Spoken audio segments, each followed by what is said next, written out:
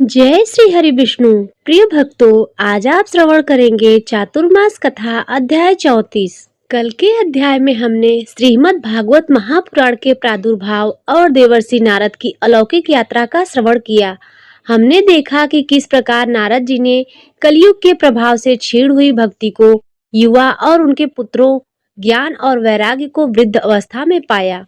वे उन्हें जगाने के लिए हर संभव प्रयास करते हैं, किंतु सफलता नहीं मिलती। तब आकाशवाणी के निर्देशानुसार वे बद्री वन में सनकादि ऋषियों से मिलते हैं, जो उन्हें बताते हैं कि इस समस्या का एकमात्र समाधान श्रीमद् भागवत कथा का पारायण ही है।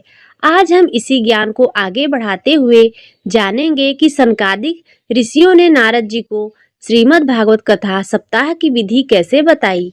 हम समझेंगे कि इस कथा का श्रवण किस प्रकार करना चाहिए और कैसे यह महायज्ञ के समान फल प्रदान करती है। आज के वृत्तांत में हम देखेंगे कि इस विधि को जानने के बाद भक्ति ज्ञान और वैराग्य किस प्रकार अपने पूर्ण स्वरूप को प्राप्त करते हैं। बोलिए सरस्वती महारानी की जय। प्रथम पूज्य गणेश भगवान की जय। श्री लक्ष्मी नारायण भगवान की जय। सूत जी महाराज कहते हैं, हे शौनक जी, जब सनकादि ऋषियों ने नारद जी को यह बताया कि श्रीमद् भागवत कथा ही वह सत्कर्म है जो उनकी समस्या का समाधान कर सकता है, तब नारद जी के हृदय में एक नई आशा का संचार हुआ। देवर्षि नारद ने सनकादि मुनियों से अत्यंत विनम्रता पूर्वक कहा, हे महानुभावों, आपके दर्शन मात्र से मेरा संदेह दूर हो गया है। अब मेरी आपसे प्रार्थना है कि आप मुझे उस सप्ताह विधि का विस्तार पूर्वक वर्णन करें, जिसके श्रवण से ज्ञान और वैराग्य पुनः तरुण हो जाएं। कृपा करके मुझे यह भी बताइए कि इस कथा को किस स्थान पर और किस प्रकार के भाव से सुनना चाहिए। सनकादि मुनियों ने कहा, हे देवर्षि, तुम धन्य हो। तुमने जीव मात्र के कल्याण के लिए यह प्रश्न किया है। ध्यान पूर्वक सुनो, क्योंकि यह विधि देवताओं के लिए भी दुर्लभ है। सर्वप्रथम कथा का समय निश्चित करें। चातुर्मास, कार्तिक मास, मार्गशीर्ष या अन्य पूर्ण मास इस कार्य के लिए उत्तम है। स्थान भी पवित्र और शांत होना चाहिए, जैसे किसी के तीर्थ का तट, मंदिर का आंगन या किसी एकांत वन में बना आश्रम। कथा प्रारंभ होने से पहले वहां एक मंच तैयार करें, जिस पर व्यासपीठ की स्थापना हो।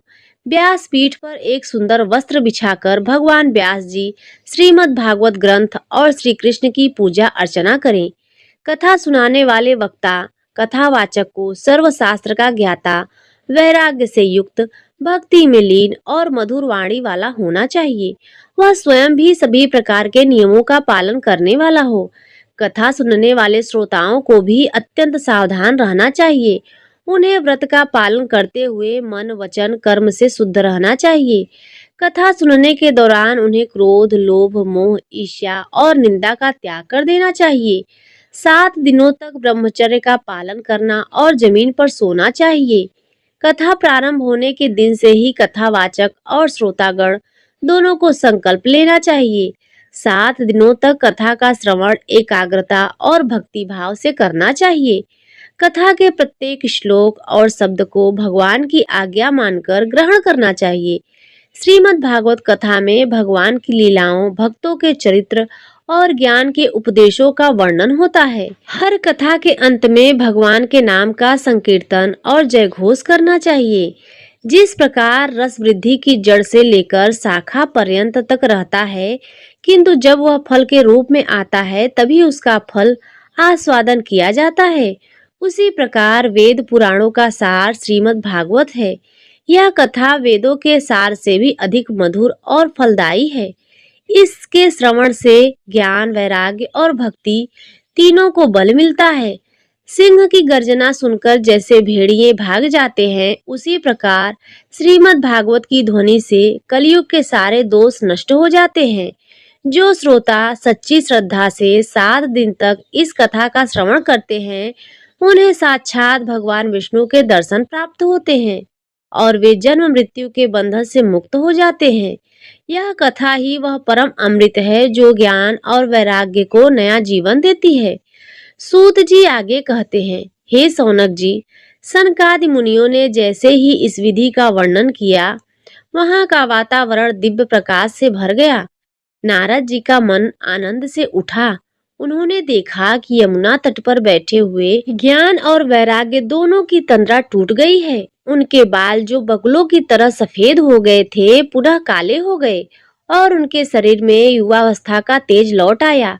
वे दोनों जम्हाई लेते हुए उठ खड़े हुए हैं और नारद जी तथा सनकादि ऋषियों को प्रणाम किया। इसी समय भक्ति महारानी भी परम सुंदर रूप में प्रकट हुई। उनके चेहरे पर अपार प्रसन्नता थी। उन्होंने कहा, हे देवर्षि, हे सनकादि, आप धन्य हैं। आपके द्वारा बताए गए इस महायज्ञ के प्रभाव से मेरे पुत्रों को फिर से नव यौवन प्राप्त हो गया। अब मैं सदा उनके साथ सब वर्णों में, सब प्राणियों में प्रेम पूर्वक निवास करूंगी। तब नारद जी ने कहा, हे कल्याणी, अब तुम और तुम्हारे पुत्र इस कलिकाल में घर घर में स्थापित होंगे। जो भी इस श्रीमद् भागवत कथा का श्रवण करेगा उसे साक्षात श्री हरि की प्राप्ति होगी। इस प्रकार सनकादि ऋषियों के उपदेश से नारद जी ने श्रीमद् भागवत की सप्ताह विधि को जाना और उसका प्रचार कर समस्त जीवों का उद्धार किया।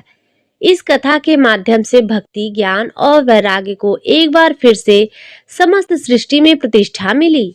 सूत जी महाराज कहते हैं, हे सौनक जी, सनकादि ऋषियों से भागवत कथा की विधि जानकर नारद जी का हृदय भक्ति और प्रेम से छलक उठा। वे सोचने लगे कि अब मुझे विलंब नहीं करना चाहिए।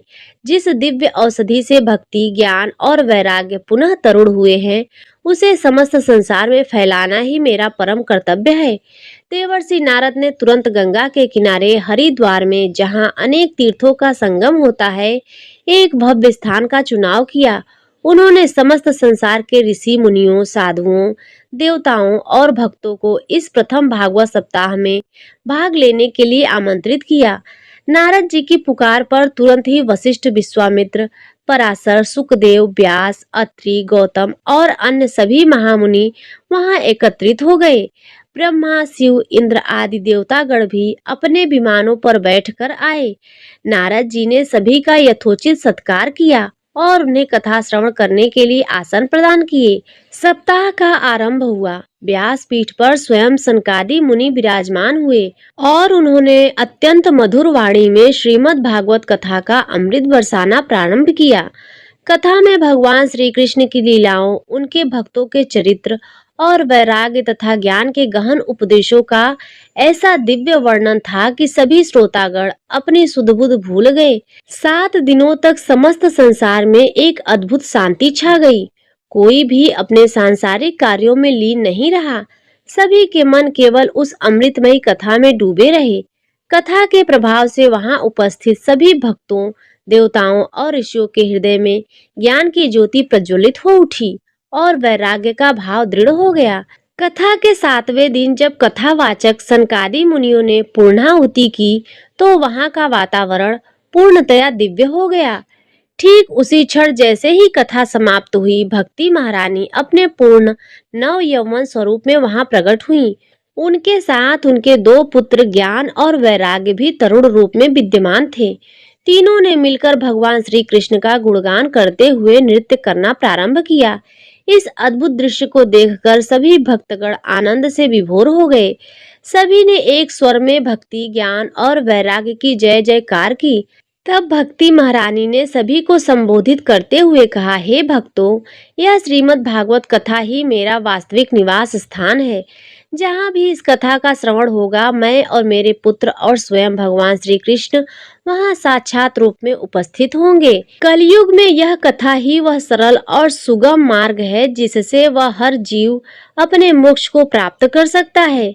इस प्रकार देवर्षि नारद के प्रयास से श्रीमद् भागवत कथा के रूप में एक ऐसा महायज्ञ स्थापित हुआ जिसने कलयुग के जीवों को अधर्म और पापों से मुक्ति का मार्ग दिखाया। सभी ऋषि मुनियों ने यह निश्चय किया कि वे इस कथा को जन जन तक पहुंचाएंगे ताकि संसार में सदा भक्ति का प्रकाश फैला रहे। सूत जी महाराज कहते हैं, हे सौनक जी, एक समय तुंगभद्रा नदी के तट पर आत्मदेव नाम के एक धर्मात्मा ब्राह्मण रहते थे। उसकी पत्नी का नाम धुंधली था, जो स्वभाव से बहुत क्रूर और झगड़ालू थी। लंबे समय तक संतान न होने पर आत्मदेव बहुत दुखी हुए। एक दिन वे वन में गए और एक महात्मा से मिले, जिन्होंने उन्हें पुत्र प्राप्ति के लिए एक फल दिया। उन्होंने आत्मदेव से कहा कि यह फल उनकी पत्नी को खिला दें, जिससे उन्हें एक तेजस्वी पुत्र प्राप्त होगा। आत्मदेव ने वह फल अपनी पत्नी को दिया, परंतु दुधली ने अपनी चालाकी से वह फल अपनी गाय को खिला दिया और गर्भवती होने का नाटक किया। समय आने पर उसकी बहन ने अपने नवजात शिशु को दुधली को सौंप दिया और दुधली ने उसे अपना पुत्र बताया। इसी समय वह फल खाने से गाय ने भी एक मनुष्य के कान वाला बछड़ा जन्म दिया। ब्राह्मण ने दोनों को स्वीकार कर लिया। दुधली से उत्पन्न पुत्र का नाम धुंधकारी रखा गया और गाय के नाम का पुत्र गोकर्ण हुआ। गोकर्ण बचपन से ही अत्यंत धार्मिक और ज्ञानी और तेजस्वी था। वे वेदों का अध्ययन करते थे और माता पिता की सेवा में लगे रहते थे। इसके विपरीत धुंधकारी स्वभाव से बहुत क्रूर, दुष्ट और पापी था। वह हमेशा चोरी, जुआ और बुरे कर्मों में लिप्त रहता था।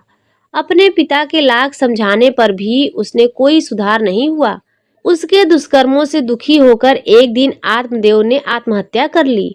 धुंधकारी ने अपनी क्रूरता से अपने भाई गोकर्ण को भी घर से निकाल दिया। धुंधकारी ने अपने पापों की पराकाष्ठा पार कर दी। उसने नगर की वेश्याओं के साथ रहने के लिए अपने घर का सारा धन लुटा दिया। जब धन समाप्त हो गया तो उन वेश्याओं ने उसे मारकर घर से निकाल दिया। इस प्रकार दुष्ट कर्मों के कारण धुंधकारी की मृत्यु एक भयानक प्रेत योनि में हो गई। उधर गोकर्ण ने अपने पिता और भाई की मृत्यु की खबर सुनकर बहुत दुखी हुआ। वे अपने पिता का पिंडदान करने के लिए गया जी में गया और वहां उन्होंने श्राद्ध किया। वहां से लौटकर गोकर्ण ने देखा कि धुंधकारी की आत्मा एक भयानक प्रेत के रूप में उनके घर में ही निवास कर रही है। वह बहुत दुखी और प्यासा था। गोकर्ण ने अपनी आध्यात्मिक शक्ति से उसे शांत करने का प्रयास किया और पूछा, हे प्रेत, तुम कौन हो? तब वह प्रेत बोला, मैं आपका अभागा भाई धुंधकारी हूँ। अपने पापों के कारण मैं इस प्रेत योनि में भटक रहा हूँ। गोकर्ण ने उसे मुक्त करने के लिए अनेक उपाय किए, पिंडदान किया, तीर्थ कराए, गया जी में श्राद्ध किया, पर कोई लाभ नहीं हुआ।